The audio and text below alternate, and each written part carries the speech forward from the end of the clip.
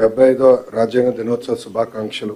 ఎంతో మంది త్యాగాల ఫలితం స్వాతంత్రం. కానీ ప్రజలకి నిజమైన స్వాతంత్రం వచ్చింది మాత్రం నవంబర్ 26, 1950లో. రాజ్యాంగం అమలైన తర్వాతనే అందరూ సమానం అనే భావన వచ్చింది.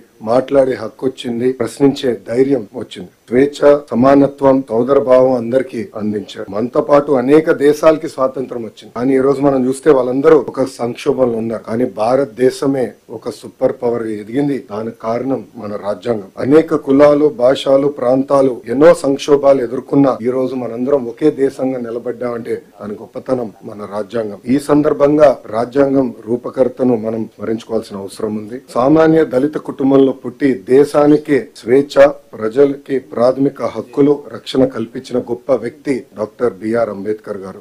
రాజ్యాంగం దుర్వినియోగం జరిగితే రాజ్యాంగాన్నే నేను కాల్చుతానని ధైర్యంగా చెప్పిన వ్యక్తి డాక్టర్ బిఆర్ అంబేద్కర్ గారు.